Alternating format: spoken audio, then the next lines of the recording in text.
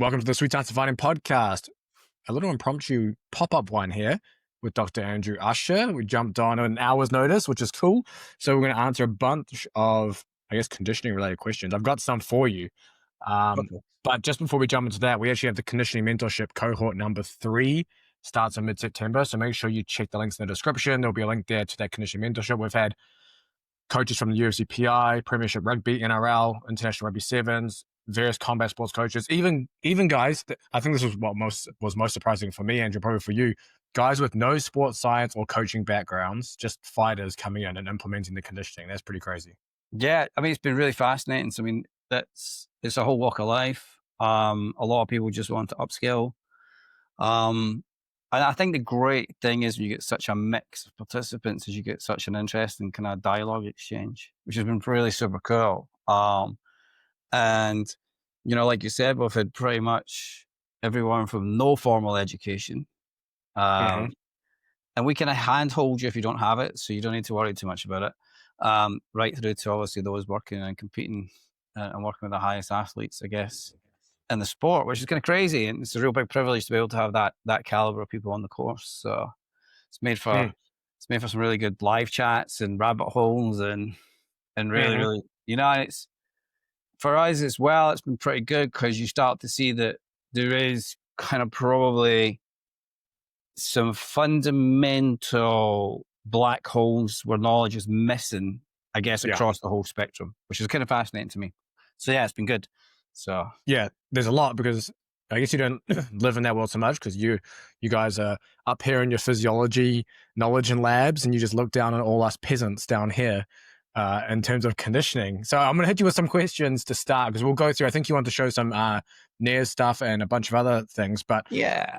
I thought we could chat about kind of everything and anything. I think it's going to, I mean, this has been a really interesting year for me because this is the first year in a lot of times where I've taken on clients, because the last couple of years I've been really busy with research, and this year has allowed me the freedom to go back to a lot of hands-on coaching and one-on-one mentorships, which I'm doing quite a lot of, and still have spaces where people are interested in that. And it's been super fascinating because everything at the end of the day will reduce itself back down to, you have an athlete and you need to create some sort of adaptation for the sport in X amount of weeks. And it's been kind of fascinating. So it doesn't matter whether it's high rocks guys I'm working with or whether it's kind of high-end rugby consultancy or soccer, it's all the same stuff. We have X amount of weeks to get this done. How are we going to do it? And so it's been quite a fascinating, we're 8 months now. So it's been quite a fascinating 8 months working with so many diverse sports. And you just see it's just the same fundamentals across the board. So it's pretty fascinating. Yeah. Well, I'm going to hit you with I think what we'll set the scene is I guess what you would call a relatively basic question, but it's one that often pops up, one I've been getting recently, one I'm going to do a video on because it keeps bugging me as well. And it's, I mean, we've covered it in previous podcasts, but it'd be good to go through it again around aerobic versus anaerobic, because every time I post something on sprint intervals or high intensity conditioning, I get messages and they're like, well, if I'm doing all this anaerobic training, shouldn't I do some aerobic work along with this in the week?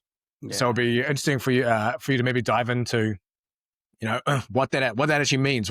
Why doesn't that kind of hold weight? So I think the first thing you got to think about is what do we mean when we talk about aerobic and anaerobic? Because these are kind of interchangeable terms to some extent. I've been kind of throwing around for quite a long period of time. This whole idea that you're training with oxygen, you're training without oxygen. But when you're thinking of kind of aerobic and anaerobic, you're really thinking much more of a kind of biochemistry, kind of cellular breakdown of substrate than with or without oxygen. Because you're always breathing oxygen, because you always need oxygen, otherwise you die, right? So we are always aerobic. And when you actually look down at the breakdown of substrates, you look at how you're breaking down maybe through fats, through lipolysis, or you're looking at, you're just maybe breaking down that initial PCR, or you're breaking down glucose and that stuff through glycolysis. There's still oxygen exchange taking place.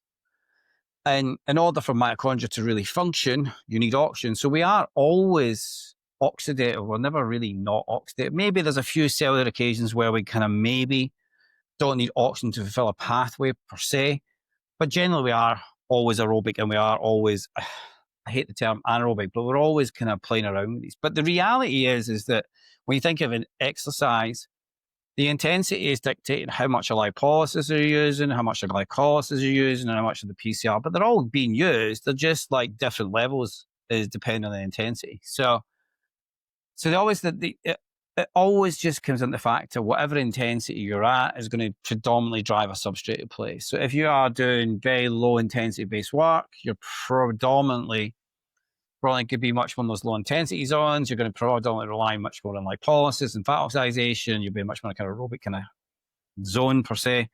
And then as you move into high intensity sprint interval training, you start to ramp up the intensity. Then we get into this really super interesting world where it's not one of one.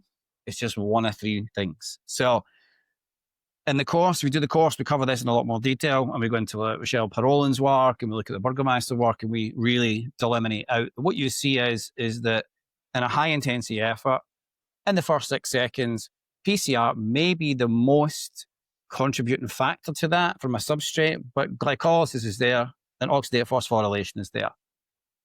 But after you do your next sprint, even if you give yourself 20 seconds, you start to see that PCR starts to drop down, glycolysis moves up, oxidative phosphorylation moves up in that first 6 seconds. And then by the time you do your third, fourth, fifth, sixth, or seventh sprint, actually oxidative phosphorylation is a predominant or main kind of driving force in it. So we are always using these substrates. So people always say, well, if that's the case, why don't we just do sprint interval training, and just abandon aerobic work? And the reason for that is that you need to have a good quality of everything, but it's just time efficiency. So the reality is that most athletes doing any skill-based sport will be predominantly using a lot of lower intensity. So that zone 2 and bunny quotes and aerobic stuff is well catered. It's just well catered for because we're getting enough of it. So it's like anything, right? So one of the good things about strength and conditioning is we know what the effect of resistance training is.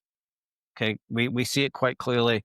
You lift heavier, you break down protein, you re-synthesize protein, you start to get hypertrophy, you start to see muscle growth. Okay, conditioning is exactly the same. So in the world of the conditioning, your hypertrophy is really that high intensity work. That's what's kind of breaking down the layers and letting you rebuild it. So it's a very similar thing, but strangely, strength and conditioning coaches don't see that, which is kind of strange. And I think it's because we've been sold this whole idea that the only way to develop the heart is through like cardiac output training, whereby we're going to do left ventricle thickness, which we're going to get. But the argument is that most of the athletes you're probably going to work with, especially if they're pretty developed and they've had a few competitions or whatever, probably have that covered for in skill training. So why can I spend all your time?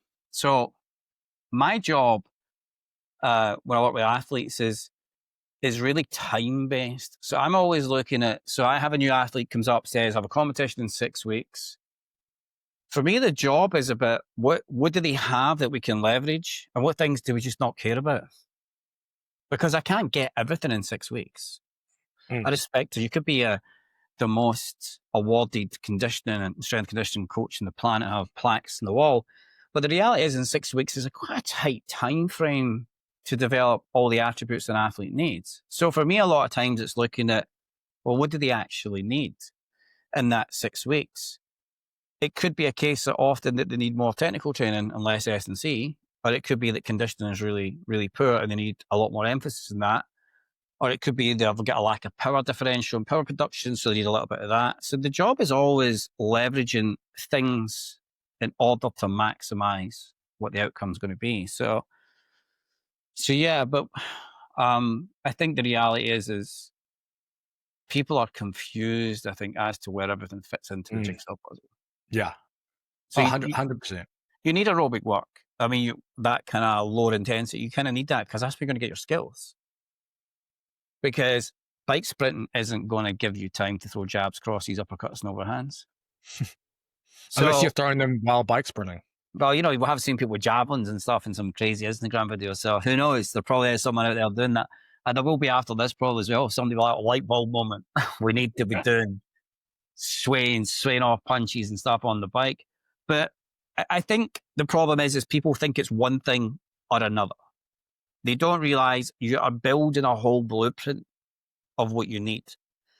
And sprint interval training is just a highly effective way of getting a very specific form of training that gives you so much return on your investment for such little time that it's a no-brainer. Why wouldn't you use it? If you're anything like me, you're short on time. Kids, family, work, training, and having to cook meals on top of that is just not going to happen. So I'm happy to announce Trifecta Nutrition are sponsoring the podcast. You get epic meals like these ones: turkey taco bowl, Texas barbecue protein plate. These are a couple of my favorites. But it means you don't have to prepare all your own meals, and it makes getting and good nutrition relatively easy. I've tried other meal delivery companies. Most of them are too high fat, not enough carbohydrates, or if you're getting kits where you have to cook it yourself, the portions for 2 is actually for 1, especially if you are like me and you're training often. So if you want to take something off your plate and have meals like this delivered to your door, go down the description. There's a link there where you can order Trifecta meals. This is the performance line, which are higher protein and higher carbohydrate. And you can use code LIFTBIG40. You'll get 40% off your first order. I think it's also because it's novel for most people too. Like the thing I've found with putting a lot of people through just the generic baseline, like 2 sets of 30 seconds on, 60 off, is pretty much 99% of athletes haven't actually done that intensity in their conditioning, because you just don't do it yourself unless someone tells you to do it and pushes you to do it. And then when they do it, you see the glaring holes in that recovery because it's just so damn hard. I think the issue for me has been people just don't look at recovery periods, right? So before I even get involved in sprint interval training super maximal, when I had my Straight Blast gym affiliate training group in the Highlands of Scotland going back 18 years ago, one of the things that was really interesting to me was how did some athletes recover better in their MMA fights than other athletes? And why did the fitter ones sometimes flag more than the ones that looked less fit? And that was really the catalyst for me to go, well, something isn't really making sense in training, because they're all doing, at that point, we're doing what most people are doing. You know, you're doing your runs, you're doing this. And it took me to acquire, and I was very lucky, Stephen Hall from Polar at the time graciously got us a Team 2 system. And that was the start for us, where we started using the same heart rate monitor system that Manchester United Football Club was using. But what I was interested in was, well, what do we actually see from the data and what does it mean? And what I started to see was that certain people had very different recovery profiles. So they may drop the same amount of beats. So 2 athletes may drop 45 beats, say, after some sort of kind of spar session or whatever. But the quality was often very different. And the ones that weren't recovering as well in quality typically were the ones that were flagging in later rounds. So that was the thing for me that thought, well, why is that? And then you start to realize is that recovery is a very individualized thing, and it's not as clean cut as looking at your fact you've got to 180 beats, and after 60 seconds, you're back down to 140 beats. There's a bit more to it. And that is only really telling you what the heart is doing. It's not actually telling you what the muscle is doing. So I think for me, the big issue has been over the years is this attempt to compartmentalize conditioning to aerobic, lactic, tier 1, 16, 15s, blah, blah, blah. But they're just going, the reality is that all these intensity efforts are driving substrates at different ratios. So let's forget about all of this AP, PCR, derived, lactate. Let's just bin all of that, all that nonsense, and just look at it and go, what is the body actually doing? And what does this individual's body actually need? And let's plan and build something in relation to that. That's the key. So there's nothing magical about it. I just think people want cookie cutter, generic, super easy programs that they can cut and paste all their athletes, and don't want to take the time to actually look at what's needed. And that's the big issue. Yeah. And I think when you just look like when you show a sprint with your NIRS graph and heart rate, and you see the sharp drop in muscle oxygenation, and then you look at that, and anyone who's maybe come from a background where maybe you've read Ultimate MMA Conditioning, or a lot of your, I guess, conditioning knowledge comes from university or traditional energy system model, you look at that and you go, that makes no sense. Because you're thinking, how was a sprint using that much oxygen when it's supposed to be anaerobic alactic or anaerobic lactic or whatever it is? Yeah. And then you see that, and then you go, okay, that completely breaks that frame and kind of just throws that out the window? I think, me and John Barbara have conversations in coffee about this quite a lot about how are we teaching undergraduates, and our undergraduates are taught the energy system continuums and, you know, the different levels of contribution, and that everything is at play. I think the problem isn't that. I think the problem is when they move into the real world and they start working with other coaches, they start to try and level up knowledge and they get fed no end of fucking bullshit from unscrupulous Instagram marketing, you know. and what happens is they forget to critically appraise things and look at it and go, does this actually make sense for what I want to achieve? And I think for me, that's the biggest thing. I think everything should go back to what's your athlete doing and what are you expecting it, the outcome to look like, and how are you positioning what you're training to do, right? And it always amazes me that people will go into the depths of undulating periodization, linear programming, French contrast methods, and they'll spend a lot of time in that area, but yet they won't do the same from the engine side of things, the heart and the lungs and the muscle tissue. And I kind of think it's fascinating that we'll become very big S and very small C, and yet it's the C that drives the big S at the end of the day. So if you're not marrying those two things up, then how do you expect to get a good performance outcome? So it's kind of strange. It's strange to me. And I guess it's maybe a fear of wanting to spend time reading and learning. I mean, we've just spent 2 years collecting data on a project looking at how individual muscles respond under different training intensities. And I don't do that because I get paid, because as a research fellow, you don't get paid any money for that, right? So all the research I do is self-funded. So I pay for all my own research, okay? And I have done since day one, pretty much. I bought all my own kits, all these red sensors and stuff behind me, all purchased by myself. I don't do this because I'm bored and I've got nothing to do. I do it because I'm still wanting to know what the hell is going on at fatigue.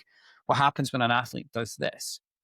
You know, that's why I do it, you know, and I'll be 53 next week. And it's like, I'm still hunting down to try and understand what the hell is going on. Because the more I do this, the more I realize we actually don't really know that much about elite athletes and applied physiology and what actually takes place. But I'm fucking fascinated to know why.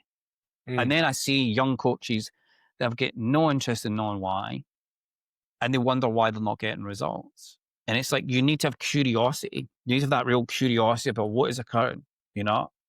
A good example is high rocks for me. You know, that sport had no interest, was never on my radar. Like, it just wasn't really my radar until I started working with a couple of athletes. And my mindset's very different. So everything to me is like an engineering project. So when I started getting high rocks athletes into labs and we started testing and looking at muscle physiology, you start to see some really super interesting things. You start to see that the issue in high rocks is not having more strength to pull the sledge, but it's having a better understanding of how you transition from a 1K run to the ski erg, back into the 1K run, into the roller, into the wall balls. There's a whole technical component around how fast should you run? How slow should you break down? How should the muscle function at that particular point in time? How should you reset the muscle so that you can get it? And this year's been a good building year in high rocks for us. We've shaved off 9-10 minutes of people's run times. Those are maybe the kind of like the 67, 68 minutes. We've shaved it right down. Has that been because of NIRS? In part, but NIRS is not. NIRS is just a tool we acquire the muscle physiology. What it's been about is breaking the sport apart, like we did for boxing, and going, what's this bit? What's this bit? What's the correlation between the two of them? If we do this with this athlete, will it improve this component? What does the sport actually need? And then piecing it all back together. So it's almost like reverse engineering. We just break every sport apart and then we just build it back up. And I think that's how you become really successful with athletes. I think you take them, you strip them down, you go, okay, this is cool. This is shit. This is really atrocious, but we ain't going to touch that because we don't have time. So let's build the stuff we can leverage and get the results, and then over time, address the other stuff. And I think that's how you do it. But I don't think that's how most people do it. Yeah, I want to go into a little bit of that NIRS stuff too. But before that, I have a personal question I'm going to throw to you on heart rate monitors. I had a wrestler reach out. He got was it a polar verity sense or something? I Yeah, think it's the armband one. yeah. What could I or someone expect in terms of heart rate readings or analysis from the armband versus a chest strap? So the chest strap is like an ECG, so it's picking up the kind of electrical signals, whereas the armbands and even like these optical. ones, like these ones, optical, the ZEP one, because I'm trialing a ZEP. Are you wearing one right now? Yeah, so so see, this is the other thing that the depth that I'm probably slightly different. So if an athlete comes to me, wants to use a ZEP band rather than a Whoop band because there's no subscription. So I'm kind of like, well, what does it look like? What's the data look like? They are fucking technically illiterate, so they can't really explain it to me. So I just bought one and I've had it for 4 weeks. Now I've done runs with it, I've done 10K runs with it, I've done sprints with it, because I want to know, because at the end of the day, I'll be the person analyzing the data. Mm-hmm. So if I'm not comfortable with the data, then I'm not going to give them proper interpretations, right? And this is the other thing that drives me bananas online with people with their clickbait NIRS titles and all this shit. If you're going to offer a service and do the service, then spend the time learning about the service. Otherwise, it's clickbait for the sake of clickbait, right? And it really drives me nuts, all that stuff. But so anyway, so go back to the heart rate monitor. So heart rate monitor will always be more accurate, but there is always a lag. Okay, and different heart rate monitors will sample at 1 second, they'll sample at 10 seconds, and all that good stuff. The optical are okay, but they can't see the rapid change. Because if you think about your heart's here, it's pumping blood, you're going to the muscle, so there's a delay. So what you'll typically find is they're not good for sprints, but they're okay for other things. So we will use the arm ones, the polar, for sparring, just because it doesn't get knocked off the chest as much. We don't have to finger tape it.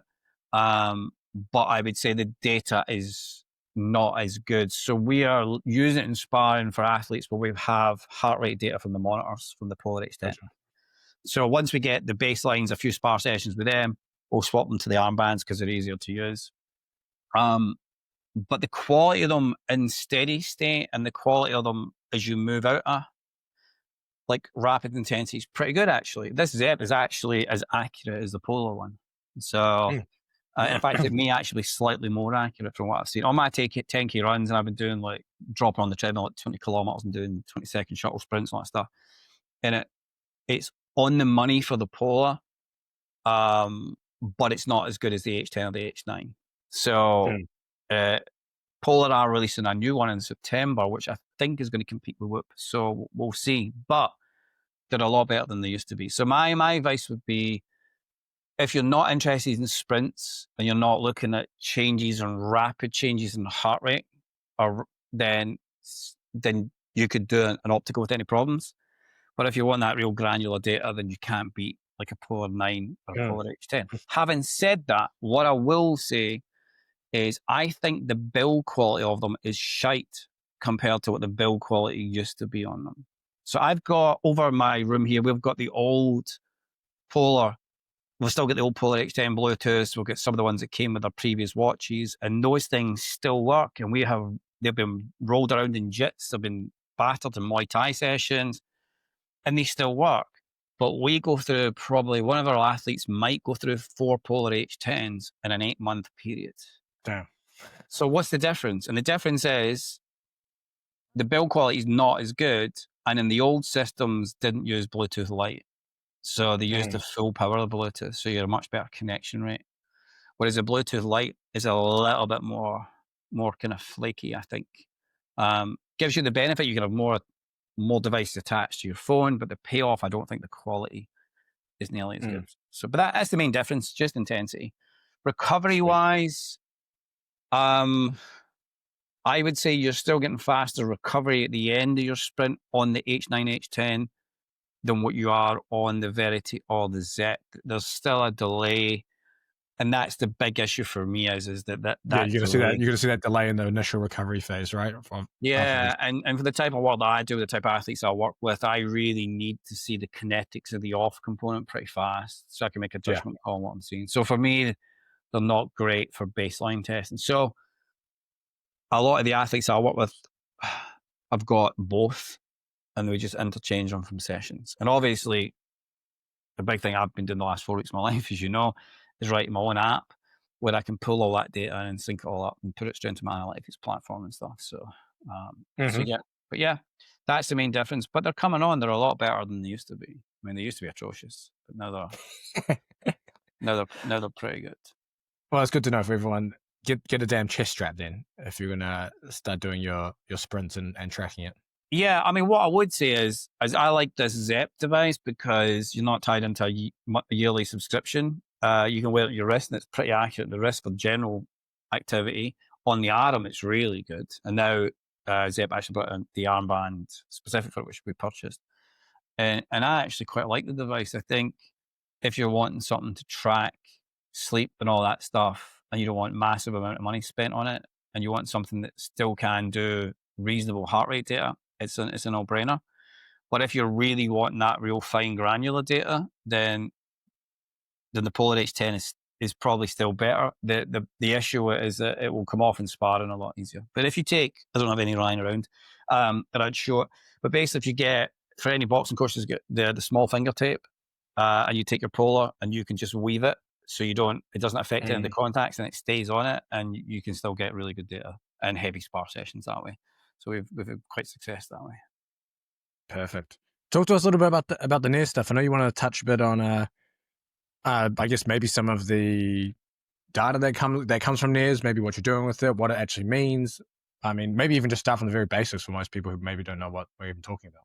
Yeah, so NIRS is near infrared spectroscopy, and effectively what you're doing is you're taking like a small sensor like, where's my camera? Like that, which is the train red, and effectively you can see it's flashing because I've rocked it. It's got a little sensor at the back. Those that are listening won't see that. It just made sense to me there.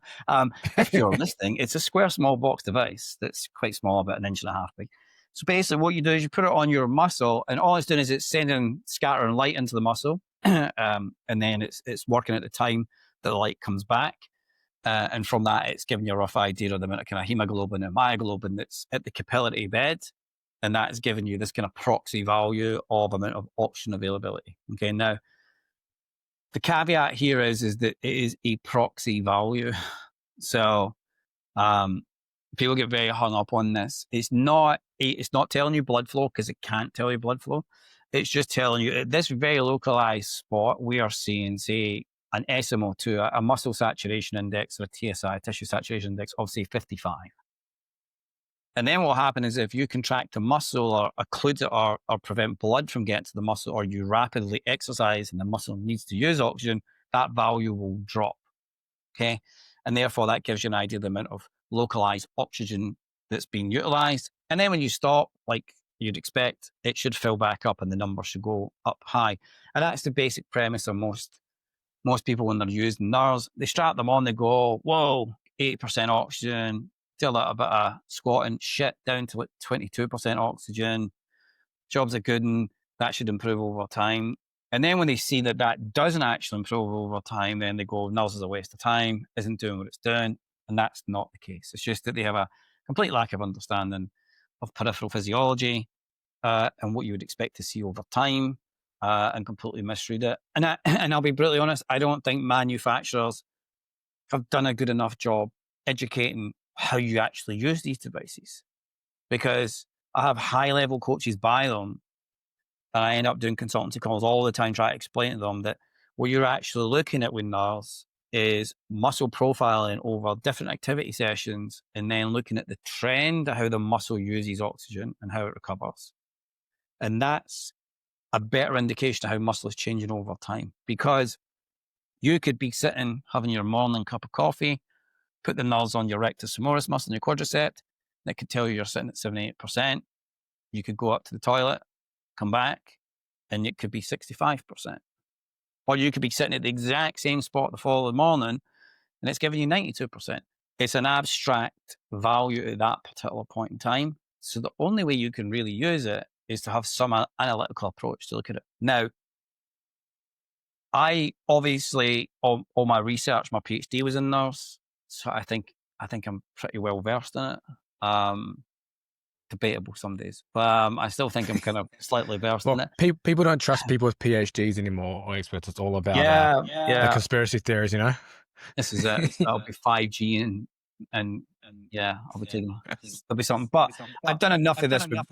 this with big, well, a lot of big sport teams, international athletes and stuff. And I've done enough to know that NIRS is a good tool, but it's a difficult tool to use.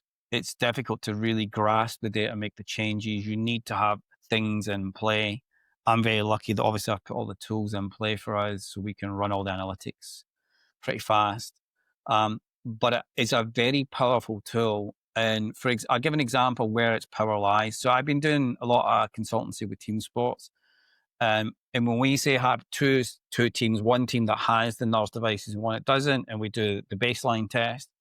And for us, that's typically 2 weeks or 3 weeks of Wingate. So a 30-second all-out bike sprint, 60-second recovery. And mostly well-established teams, we do 3. So 60 on, so 30 on, 60 off for 3, right? And then what I usually do is I analyze all the power metrics, analyze all the heart rate metrics, et cetera, et cetera, et cetera. And then I'll make a report to a team, whatever, and say, these 10 players need to be doing this protocol, blah, blah, blah, blah, right? So standardized periodization. The determining factor, what athlete goes into what bin, is based upon heart rate, power data, recovery metrics, consistency over time, decay ratios, and all that shit.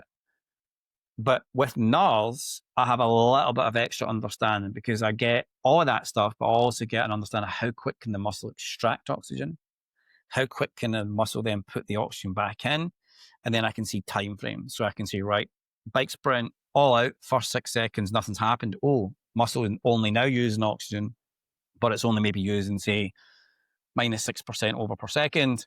And I can go, that's pretty good. Or I can compare it to another athlete and it's not so good. So basically, I can have 2 athletes maybe hitting, say, 1,000 watts with a very similar heart rate recovery, but may have 2 completely different muscle responses. Okay. And that's really super important because when you're working in the world of conditioning, 95% of the stuff you're being taught is based upon stuff like VO2 max and heart rate recovery, which is a systemic thing. It's not a peripheral. And at the end of the day, what drives the body to move is the peripheral side of things: joints, ligaments, tendons, and muscles. So the more you understand how muscle functions, the more you can get into the nuances of how you really shift stuff. And this, obviously, we cover all this stuff in the ESD course because this is the crucial stuff. Is you'll get so far with systemic work, but the peripheral will give you a completely different world. Give you a good example. I had some of the labs a couple of weeks ago, came in. So we do incremental treadmill test. Starts at 10 kilometers an hour, goes up 1 kilometer every minute until we get to 18. At 18, we then go inclines instead of speed changes, right? And it just makes it a bit safer. And we get this particularly really good, 2 really good athletes in. Both of them get to 18 and 8. So that's quite a good run. So that's 8 minutes from 10-8. So 16 minutes of running, 4 or 5 minutes of super maximum. It's pretty good running. One of them has a VO2 max of 66 and one has a VO2 max of 42. 42? Yes, 42. This is a brand new Cortex. Okay. The interesting thing is the lad with a high VO2 max has incredibly poor muscle oxygen desaturation, whereas the lad with the lower VO2 max has much higher ability to extract oxygen and resaturate it. So that tells you fundamentally there that there is an issue by using VO2 is the sole marker. There's nothing wrong with using it as a marker, but as the sole marker, it's not telling you anything. And the other thing is that VO2 max will occur way before volitional fatigue will occur. So when you're wanting to know and understand about conditioning, you need to know what your athlete looks like at volitional fatigue, at the point whereby they have spent all their resources. What does that actually look like?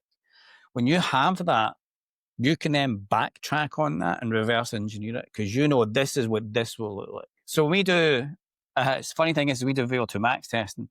Not that we do VO2 max testing, but we do an incremental treadmill test. It's just this particular research. I wanted to prove the point that VO2 max is a soulless marker, right? It's devoid of any soul. It's been abused. But the interesting thing about it was when we had like say there was 2 individuals that came in together to do the test, they could see it on the graphs when the muscle oxygenation started to break. So an athlete might get to 18, 18.1, 18.2, 18.3, 18.4. Muscle is desaturating, but relatively steady state, or is and then they see that dip. Yeah. And then you see the break part. This is where you see the muscle starts to break apart. And there is something really superly beautiful and fascinating about that whole point where a muscle breaks down. And then how long does it take before that muscle will actually resaturate? And that position of fatigue tells you an incredible amount about the athlete, because you went beyond the VO2 max score at that point. You went beyond what conventional sports science will tell you. And you've went into the world of fucking performance and what it's going to feel like at the 10th round of a championship fight. And you truly unlock that. So when you unlock that, a whole new world of batshit craziness opens itself up, because suddenly you realize this kid should just be dropping on the treadmill at 20 kilometers an hour and doing 20-second all-out sprints.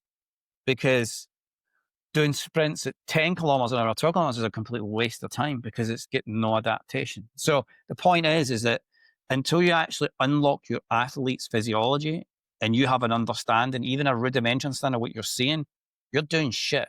You're not doing anything. Because we all know somebody doesn't lift, bring them in for 4 weeks, you're going to see gains. Somebody that's never done a couch potato 5K thing, give them an 8-week program, they'll get through their 5K. We know these things occur because you are adding extra stress to the body, and the body has to compensate and overcome stress. Elite athletes are no different. They're like a higher tier. So they're like your S tier. So at that point, you need to fucking change stimulus to a level where their body's going to accept that stimulus. Otherwise, their body's just like, wasn't that tough? Yeah, so, which is why kind of like the zone 2 narrative. I mean, you're going to have to do hours of it to get that same stress. And in one session, you're going to have to do hours of it. So I've been working with some pretty high-level cyclists and time trialists. And they spend a lot of time in the saddle, right? That's it. But they spend a shitload of time doing hill sprints and all-out breakaways. So their training isn't just purely zone 2. Yeah. Right? And that's what people forget, because all training has to have everything in it. You can't take a boxer and only get them amazing by doing sprint interval training. It's not going to work. Because the reason cyclists do really, really well is because the sport is cycling. So everything they do is in a cycling domain. The problem with a lot of other sports, like combat sports, is we have unscrupulous, Instagram-driven, world-renowned coaches doing S&C that is so fucking removed from the sport. It's like watching some fucking 1910 ballerina show. It's just like bands and people flipping over shit. And you just think to yourself, what the fuck is going on here? Like, why do you have no accountability for that athlete?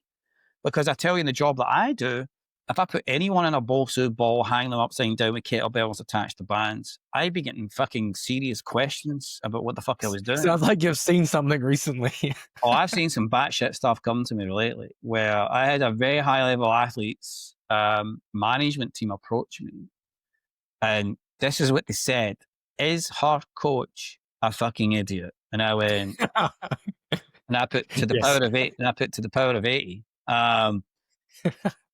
So this I'm not going to mention who this is, but this poor girl has been subjected to kettlebells on bands, and she's swinging the kettlebells with the stretchy. What do you mean by swinging them? Like in circles? Yes, she's swinging them. So she has.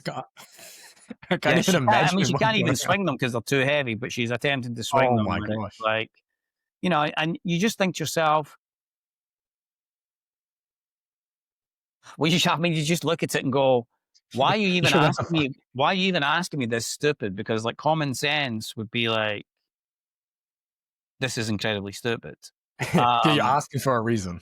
Yeah, I mean, effectively, they're just wanting somebody like me to go, so they can fire the individual or try and persuade her. But there's this thing. I mean, and I tell you one of the fundamental things going to rant here now. This was not the intention today, Friday.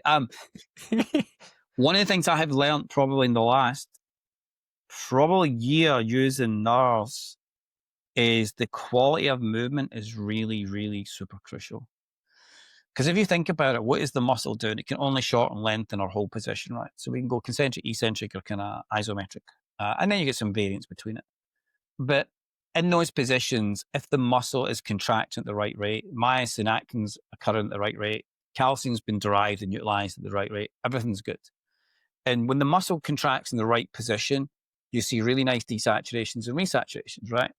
But commonly when people come to the labs, we now do what I'm calling the shits and giggle movement screen. Okay. And the first thing I ask them to do is just to squat to a chair. Nothing easy, right? Nothing difficult, rather. Just, there's a chair. Can you just squat to the chair for me, please? And you just see some crazy shit, like feet get into wide sumo position, inversions, external femoral rotations. And you just go, what the fuck's going on here, right? I do that. I then make them do a lunge and then put their arms out, right? And I'm looking to see how easy can they, I can make them fall over and look stupid and all that. And I'm starting to see that a lot of people are not training quality of movement. So the lunge position isn't the right position. So you get a little bit of femoral deviation, which is creating a little bit of substructural weakness. When they're squatting, there's not enough attention to detail. And the one thing I'm learning about NIRS is that if our aim and our intention is to improve muscle oxygenation in order for the muscle to function for longer and for more repeated events, we sure as hell better get that range of motion right. So if you're an S&C coach out there, do an athlete a favor, abandon all the bandy bollocks and all that shit and just concentrate on good old-fashioned lifting, but with good technique, really good technique. And what I mean by that is if someone is squatting, they shouldn't be spraying out, hips shouldn't be going too wide, everything should be locked in. Less is more, especially in muscle physiology. And it's been fascinating. It's been really fascinating the last 6 months as a research project looking at the importance of muscle quality. Now, that's not to say we go back to the bullshit 80s, 90s functional training malarkey. But what I mean is like, if you've got people doing lifting, it could be a hex bar deadlift, I don't give a shit what it is, make sure the basics are there. Like before they even lift, they're in the right position, the feet's in the right position, they're racking the bar right, everything's in the right place, they're driving from the heels, and that muscle's actually going through the range of motion that it needs to go through. And then that brings me to the next thing is like, so then you have to start thinking about sport-specific movement, right? Which the question is, does that actually really exist?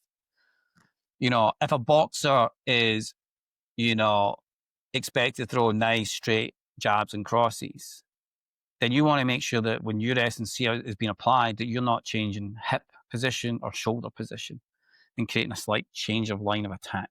Because a lot of times I'll see kids do really well, suddenly go into some sort of program or hook up with some superstar conditioning coach.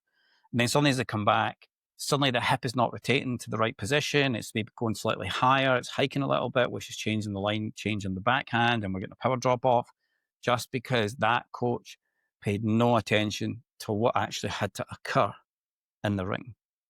And then that's when you see oxygen desaturation and all those values start to drift away as well. And then we have a whole job of trying to put it back in place. So yeah, run over. So one of the interesting things you've been looking at within NIRS is kind of that desaturation and then resaturation and those ratios. Yeah. So you want to maybe explain that? What are you actually looking at there? And what does that actually mean for the athlete and their conditioning? So if you think about it, so let's take a box, for example, they're sparring. So round one, bell goes, they go to the center of the ring. What typically you'll see, and you can see in our first paper that we published, that what we modeled this, and what you see is there's a slight delay before, say, the quadricep muscles will actually go, shit, we're actually doing some work, we better use some oxygen. And what you'll see is you'll get this kind of curve, this desaturation curve. And in that desaturation curve, there's a lot of other things within it. There's like a fast phase of kinetics, which is the fast or the higher metabolic demand ratio, which is where the muscle is using oxygen at its highest rate because it needs to use it. And then it moves into slow. And then what will happen is in events that are maybe like 3 minutes long or 5-minute rounds, the muscle will move into an attempt to be into some sort of equilibrium whereby it's going to try and regulate oxygen utilization. So what happens is you see a big drop off, like a big curve, like a C, reverse C, drop off into the steady state. And then the bell goes, bell or buzzer goes, and then it's the end of the round. And then what you're really interested in is how long does it take the muscle to move back into recovery, which should be the opposite curve to the curve that came down, right? So you've got the sweeping downward curve for utilization of oxygen. So resaturation, you'd be sweeping upward curve, okay? So what happens is you kind of wait to see how long that is before that happens. And then in that curve, you'll find that it's not purely, this is a big debate. I'm not going into polynomials and sigmoidal factions and stuff like that, because you get into a whole world of shit. For the stats geeks. Yeah. But basically in there'll be another fast kinetic. So you have so you have the ratio of how quick are they desaturating versus how quick is it resaturating. And between that, you can get yourself a nice little kind of metric, an oxygen recovery metric, because you've got a ratio of utilization and recovery. So you have a -3, you have like a 0.9, you could ratio them together and it will show you they've got maybe like a 32% recovery ratio, whatever. And that gives you a real insight into it. Now, what you need to understand is that we are biological living systems. So we have massive amount of variability in what occurs. Okay. And I'm going to talk about this, but this will probably confuse a lot of people. But when you look at something like VO2 max, for example, VO2 max is this constant rise in oxygen consumption over time, right? And it has typically been modeled as an exponential curve, okay? Which is just this kind of like point A to point B in this curve, and it maps it. That is a completely inaccurate way to measure VO2 max, because VO2 max is actually much more polynomial or sigmoidal or double exponentially fitted than that. So a lot of how we've interpreted, just meaning it has like more waves, basically. Yeah. So if you think about it, anything that goes from A to B is linear. It's a straight line. Anything that has a curve in it is probably exponential or mono-exponential, but anything that has maybe a curve, a plateau, and a rise and another curve becomes either polynomial or it becomes sigmoidal, it becomes like a logistic model or whatever else, or a kind of double-ended kind of sigmoidal. And these are really important things to understand. Now, on the ESD course, I will teach mono-exponential curve fitting and I will teach linear fitting. But in the actual research world, when we do higher end research, we actually model slightly differently. So NIRS, for example, is a signal that contains normally a straight line component, a linear component in a curve. So in the curve, there will be a straight line. And that's the important bit, because anything that's getting a linear within a small sided curve shows you that there's a component of fast utilization. And that fast utilization is the highest point of metabolic stress. This is why when you do an all-out bike sprint, you will see the oxygen will just rapidly desaturate, because the intensity is so high, the body needs to utilize oxygen. And this is why the Wingate, for those that are interested in my rambles, is a beautiful thing to explain energy substrate utilization. It's a whole picture of all substrates at play, and you can't hide from the fact it's all in there. You may want to believe the bullshit that people have told you about aerobic, anaerobic, lactate, and whatever else. But if you look at a Wingate and you take heart rate data, you take NIRS data, you take blood flow data, you take power data, and you map it, it is a beautiful explanation of energy substrates at play. Because you see the delay before the muscle has desat, so you see that PCR take up. Then you see that really fast desaturation, that glycolytic component and contribution value. And then you see that really beautiful oxidative phosphorylation. And then repeated sprints, you start to see the change over time. So you can map it. So it's all in there. It's one of the reasons why the Wingate is such a good test, because it will let you see everything in a snapshot that is hard to get any other way. So yeah. So the ratio thing is basically us looking at utilization versus resupply. And it just allows us to look at how good is the muscle not only utilizing oxygen and recovering. Because you can have a muscle that's really good at extrapolating oxygen, but is not necessarily really that great at recovering oxygen. And the other thing, going back to quality, that's super important, is if you've got sensors, and we're lucky enough to have like 12 reds and like 12 moxies or whatever. If you have sensors on, say, vas lateralis, vastus medialis, rec fem, hamstring, maybe if you're hit, maybe kind of semi-membrane or semi-tendinosus, one of these areas, and you have oxygen sensors on these, and you do, say, an incremental treadmill test, or you do a 3-minute, you do like three minute rounds of sparring, you will see all these muscles will desaturate at slightly different points. And what I can say from our research that we're about to write up is that we have noticed, even when you occlude the muscle or you cut off oxygen supply to it, there is a statistical significance between how each of those muscles utilizes oxygen and recovers oxygen. Okay, so that tells you something very important about quality of movement. Because interesting, because if you're not training muscle right, and you're going to start seeing desaturation rates that differ from how it quote unquote should desaturate. Yeah. So I started seeing this probably about 2-3 years ago with some athletes that muscle was doing desaturating at rates were really quite unusual compared to other muscles. So a lot of prime moving muscles, like the rec fem, for example, was not desaturating nearly at the same rate as, say, the vastus lateralis or medialis. And at the time, we didn't really understand why it was until we started using ultrasound. And we now religiously use ultrasound, and we started looking at fiber contraction and fiber quality. And we started to see that when muscle is damaged, or there's a precursor towards damage, that you see big differences in oxygen utilization uptake. Okay, and that makes sense because you're damaging tissue or maybe rupturing capillary beds or whatever. The capillary beds are not maybe as developed as well as it should be, weaker muscle groups. So my whole big thing has been really hitting home the last 6 months to athletes is that I don't care if you're just doing a mid ball slam, but please do the mid ball slam right. Because I think people's understanding of anatomy and physiology is shockingly bad. People most people even be pushed if you started pushing them insertion and origin of a muscle and how it's probably. It's like year one university kind of thing.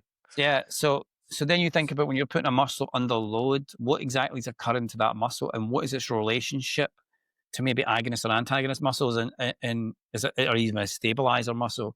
And what does that really mean from the sport context? This is why I'm a big believer that to get better at your sport, you do your sport. Mm-hmm.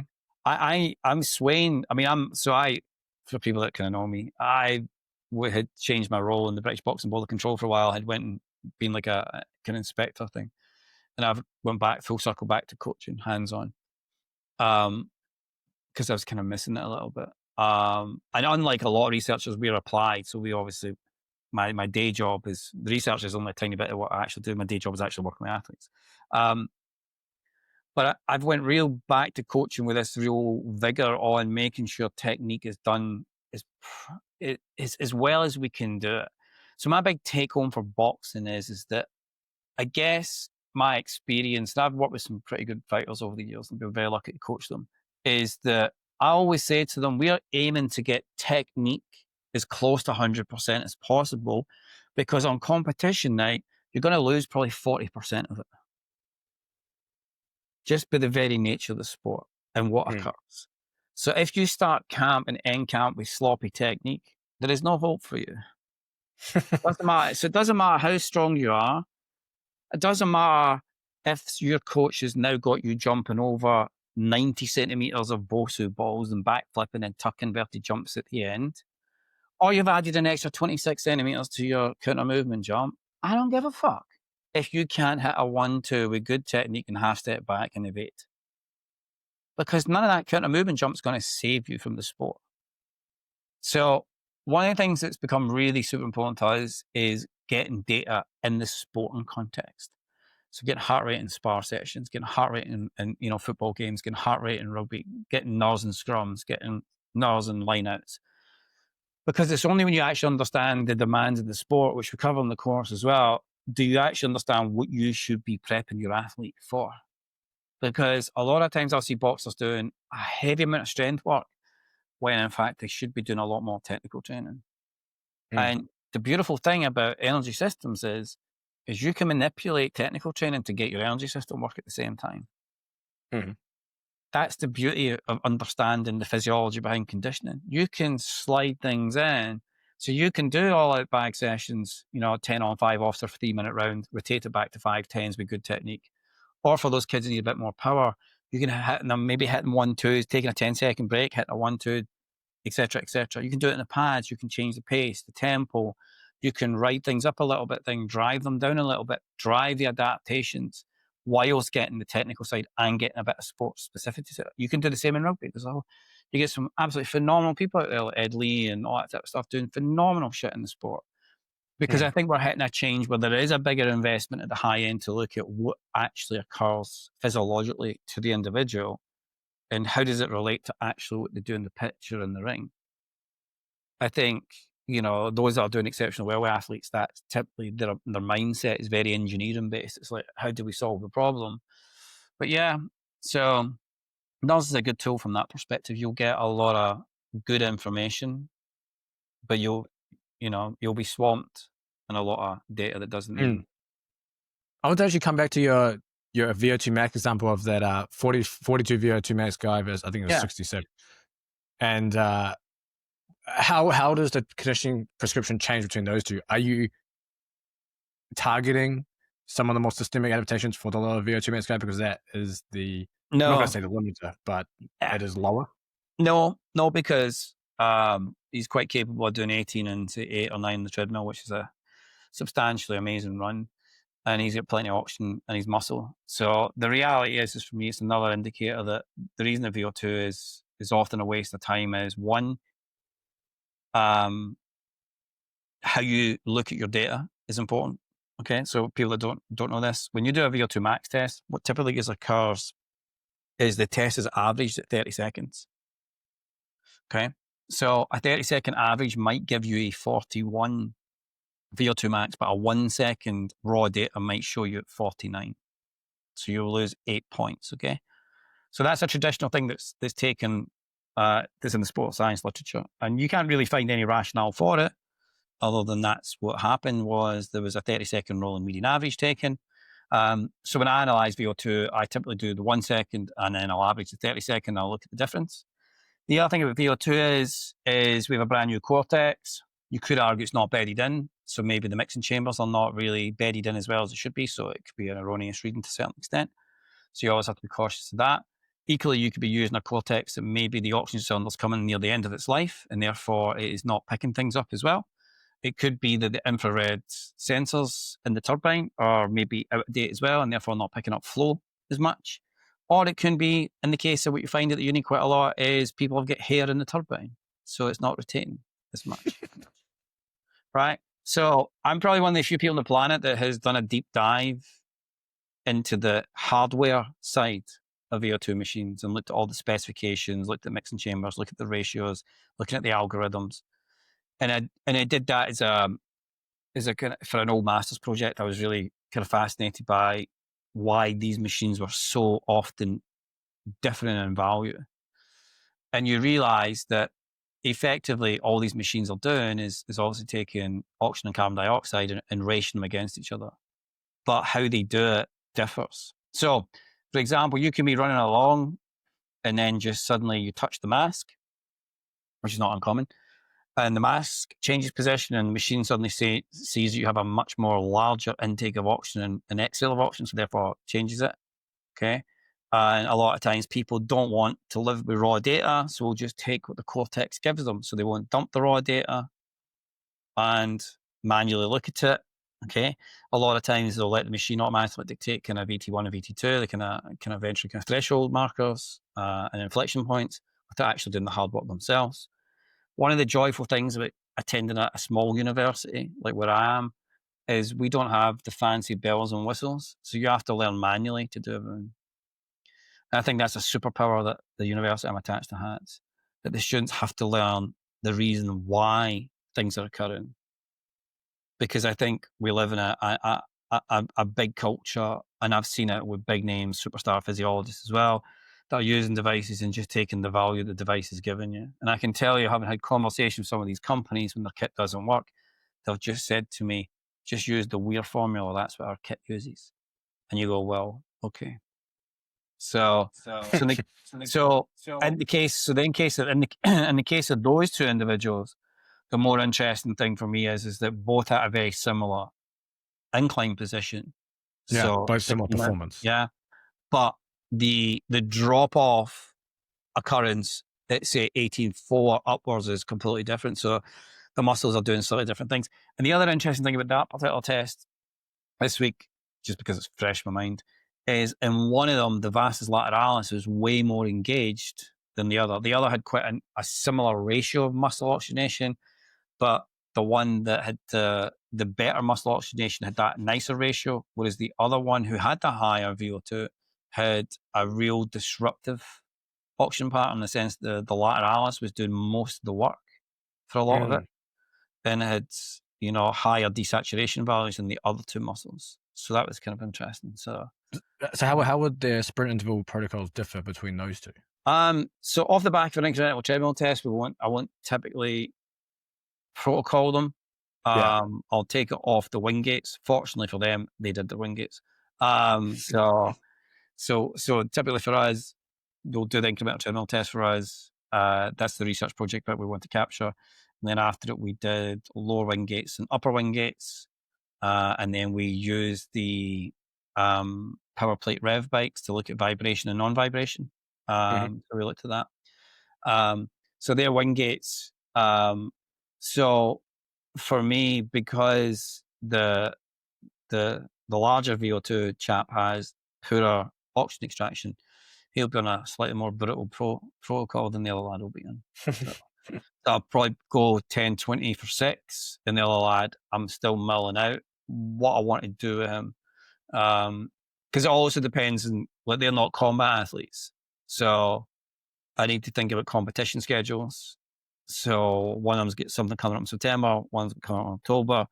So I'm kind of trying to rationale, and I'll do it this weekend. I'll sit with the data and I'll look at it. But what will happen is the sport that they're in will need sprints, but it will need some other components thrown into it as well. So that's how we do it. So it's not a cookie cutter generic approach. You know, the funny thing with me with athletes is, so when an athlete typically comes to the lab in a lab week, I don't program their week for them, right? So it's a common complaint. They'll go, my week is looking pretty lean. And I'll be like, yeah, I haven't seen you in the lab yet. And that's usually the reminder to them that we don't cookie cutter every Sunday or weekend. I run the data, and then their following week is predicated on what I see. The strength program typically doesn't change massively because we will block it. So we'll do 2 or 3 weeks of work, but their actual conditioning and their technical will change most weeks in time durations of some sort. And that's it. So, because my service is relatively bespoke, I guess, but that was a reminder to one of them when he was moaning about he didn't have he had a lean week. And I was like, yeah, but I have to see your data from the labs. And then we'll decide next week kind of what we need to do, because I had to take into consideration this change of competition. You're swapping one out for another one, you know, and that's the other thing. It's one of the things I like about working, especially with like kind of ultra runner type people and stuff, is that and a lot of their schedule is very ad hoc.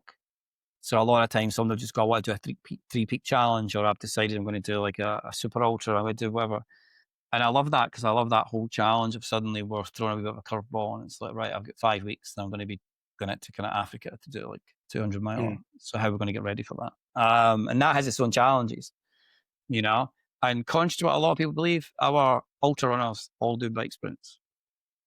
They all and because people are like, but why? It's a however many hours event, but it's like, dial it back to the physiology and what are you trying to achieve? So the reason, so with the ultra runners, what a lot of time are doing is they don't really spend any time in super high intensity. So why would you do that? So the thing always goes back to, why would you do it? The reason we do it is we want to look at mitochondrial change.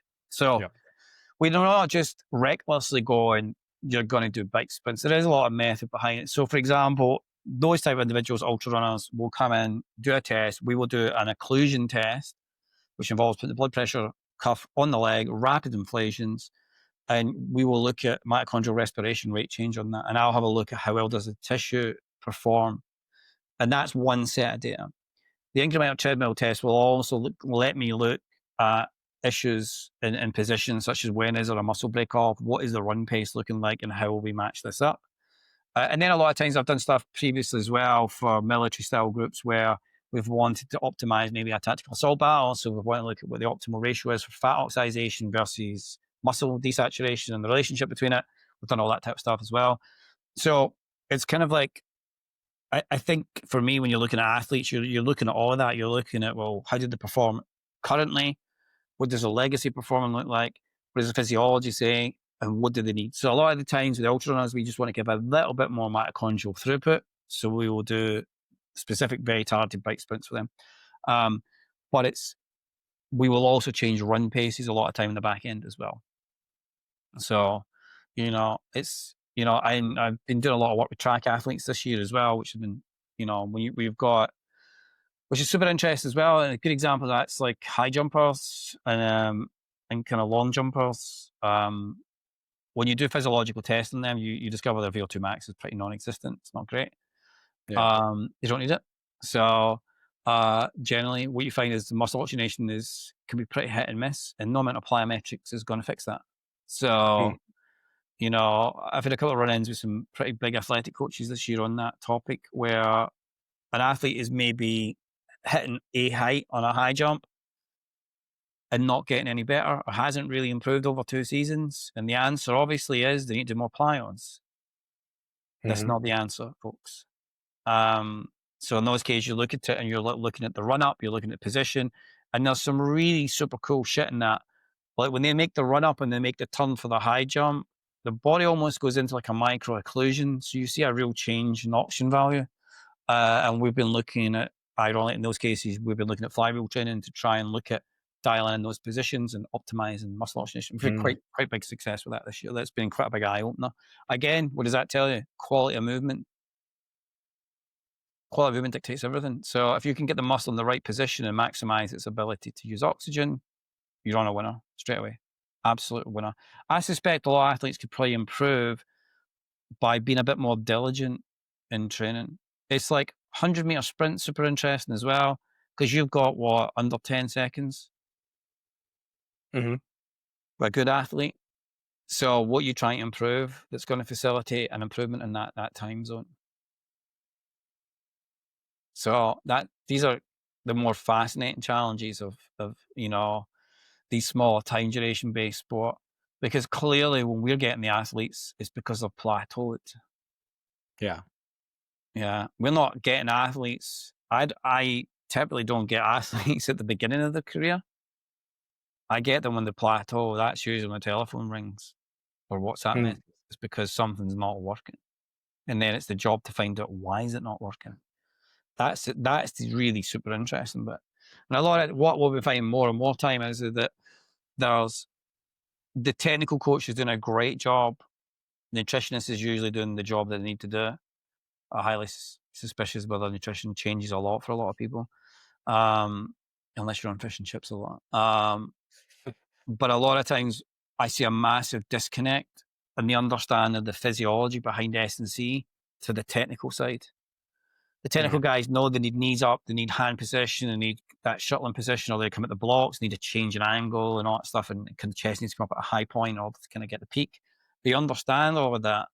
And then I look at the S&C and I go, none of this seems to marry up physiologically and how that looks.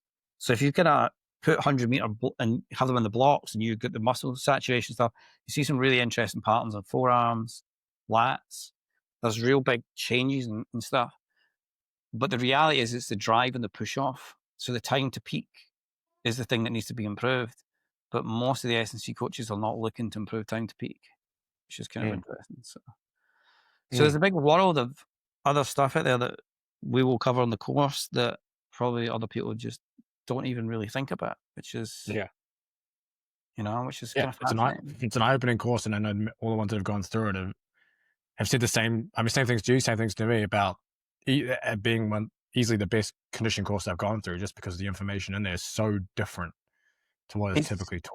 It's not rocket science. I think the thing is what we're trying to hit home is that, one, you need to know the athlete. You need to know exactly what is the expectation of the outcomes. What is it they're really working towards? Two, what is the demands of the sport? That isn't just watching the sport. I think people just think they're going to sit trackside and that's them eliciting the demands of the sport. All right, so they ran 400 meters in X amount of time, they ran 50. It's not it.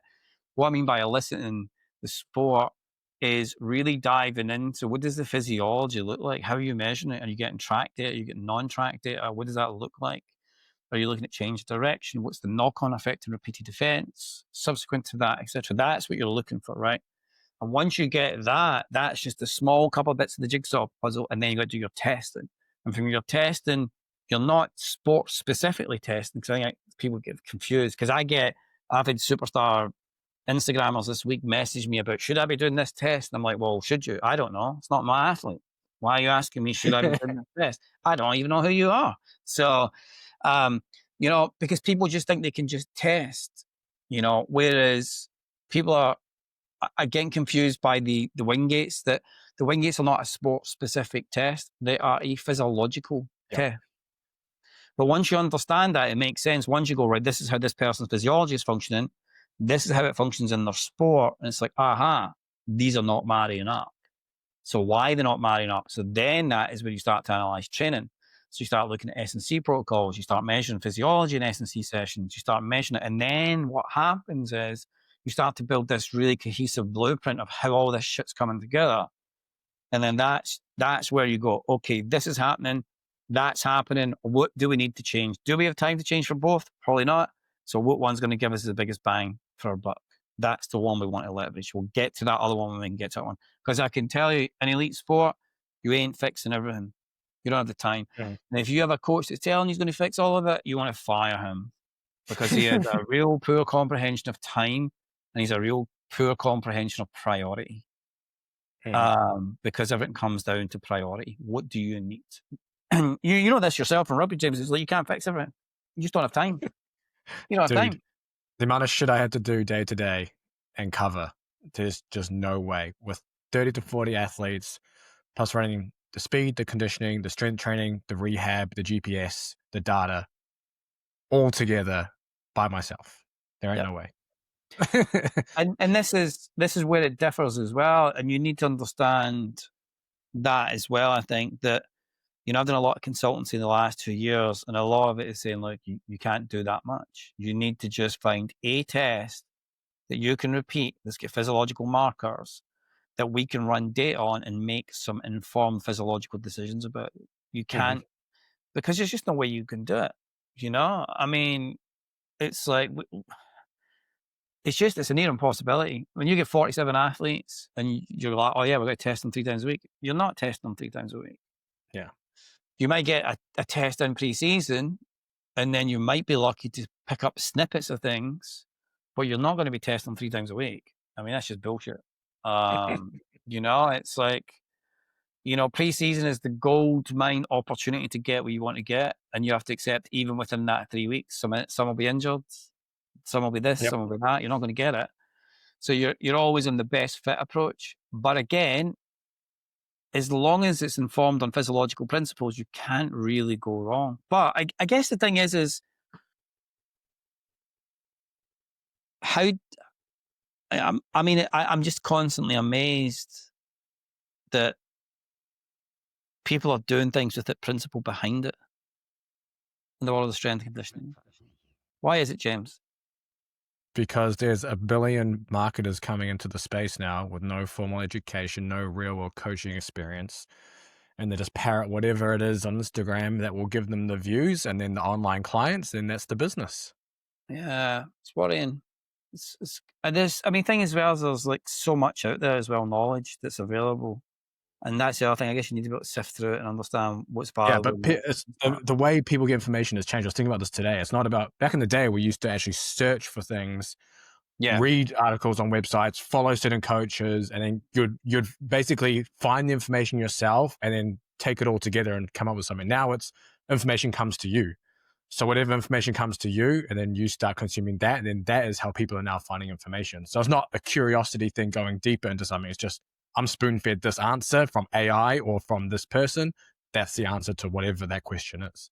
So it's completely changed. It's weird. I mean, I say this to a lot of students. The best thing you can do is set up your Google Scholar account and set up your notifications and just tag certain words and get those research papers. I mean, I read research papers religiously, so it's more than an interesting paper come in. I don't always agree with the research papers, but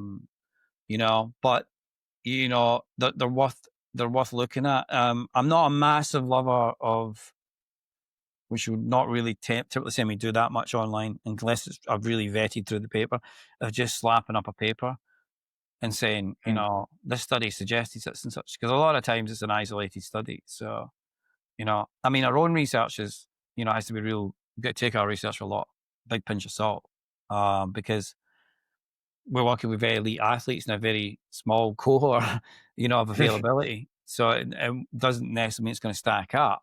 Our next paper will be interesting because it's different sports.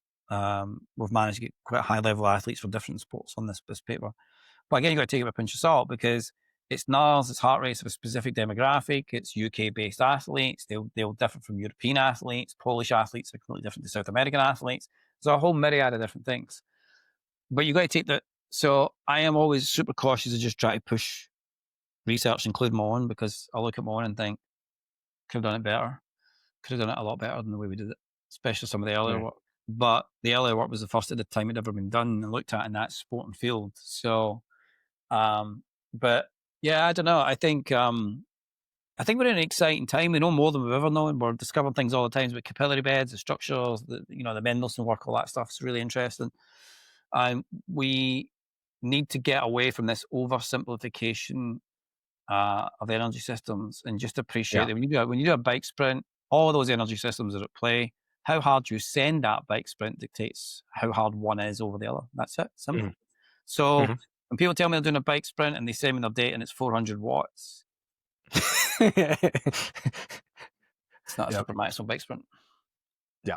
Or in the case of a new athlete that sent me and it went 200, 300, 400, I think 1,000. And I was like, all right, so you saved the best for last. And they were like, yeah. Oh my gosh. So I don't want you to save the best for last. You got to do the last. They got to do the best one first. And obviously we discussed that in the course, the rationale, because there's a big reason behind that first sprint needs to be everything. Yeah. That's what I'm always trying to tell everyone. That first one has to be death. You have to not want to do another one. And then you're doing it right. Now, I want to round this out. Wait, with one more question on those specific, I guess, quote unquote, sprint intervals. Because obviously you mentioned like the heavy bag intervals for boxing. Is there grappling examples of that? Because I assume grappling doesn't have that same frequency of movement where you can't really get that intensity unless you're doing like, I don't know, multiple suplexes with a dummy or some shit. But so in the old days of BJJ, we were kind of the SBG system. One of the good things about that alive method that Matt Thornton had was a lot of times you'd just be doing Pascal drills. It's almost like just positional sparring kind of thing. Yeah.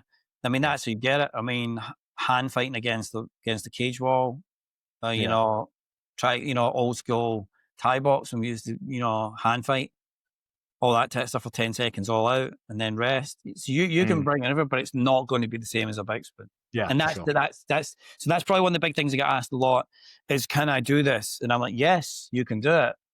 But the question you have to ask yourself is what you try to get from it. Excuse me.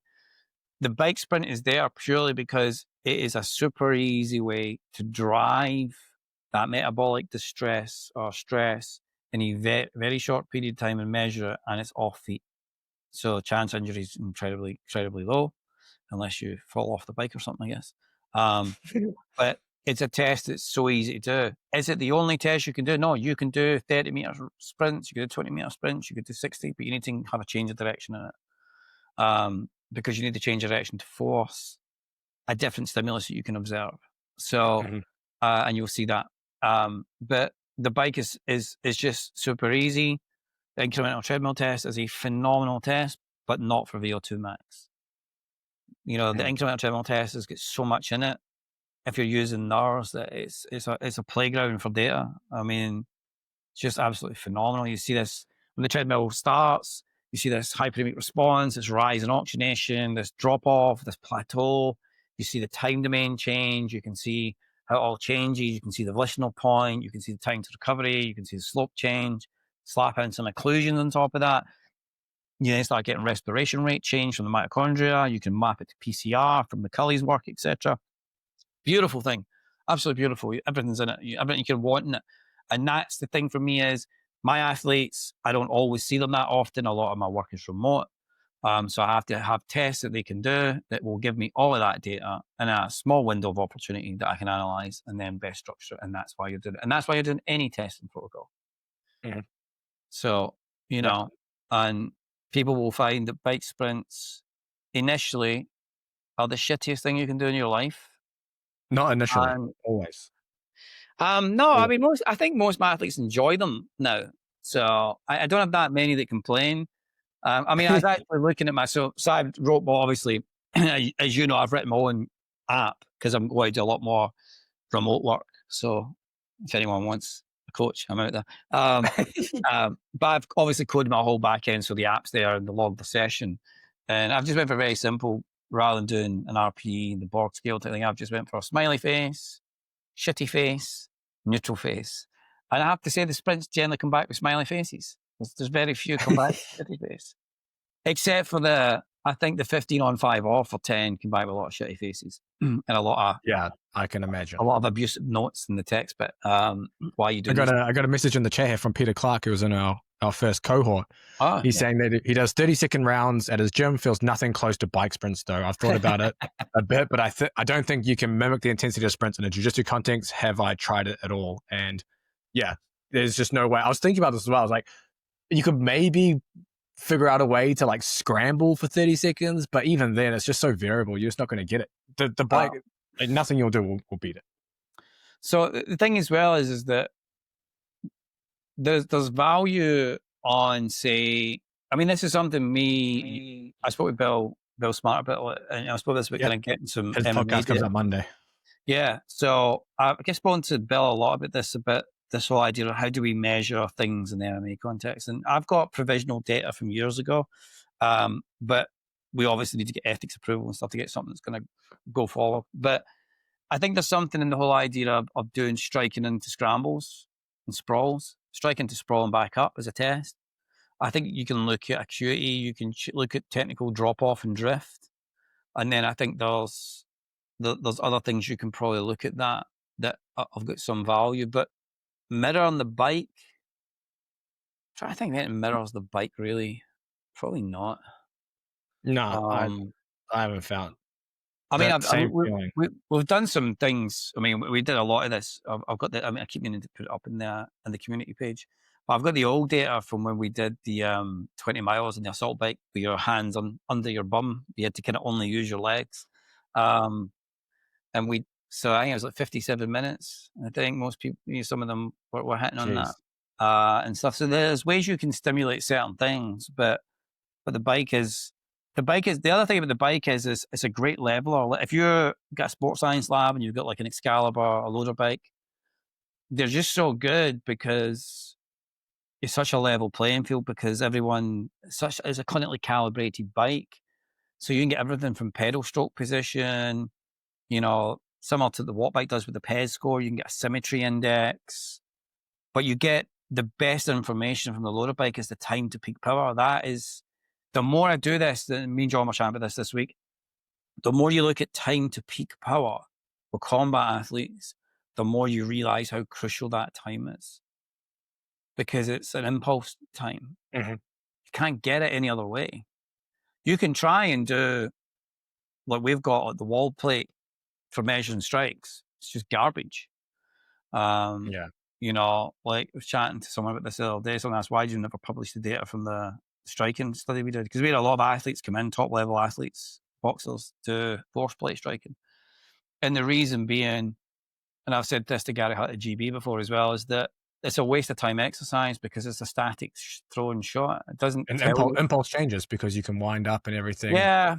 Yeah. And interestingly, there is something interesting that you do get off the force plate is how much does somebody sacrifice the jab for the 1-2?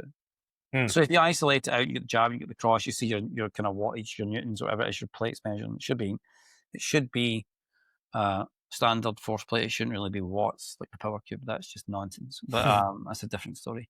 But what you typically find is when you set the force plate in the ground and you set the force plate in the wall and it's resoned in and you count for frequency changes, you see the jab's usually quite good. The cross is slightly higher, but not dramatically more. It's not as dramatic as you would think.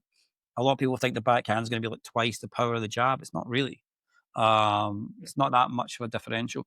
But where you see the difference is when you ask them to a 1-2, you see that suddenly a lot of people's jab speed and power drops off because they are concentrating so much on landing the backhand. And this is where it's got a technical place because then you can look at that and go, okay, the reality is the jab is setting up the strike to set up the space for the backhand to come through and to prime the optimal range of motion for that internal hip drive. So you can take it from that and it's a great tool for that. But from an actual researcher quantifying power, it's absolute garbage.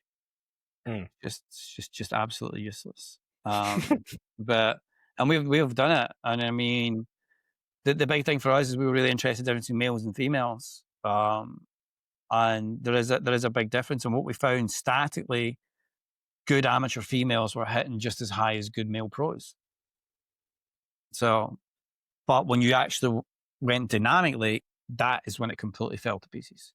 So that tells you something about movement, again, quality of movement. That statically, with good technique, you should get a good score, but dynamically, can you maintain that good score? Because your body's going through a different set of positions and changes in weight distribution. So yeah.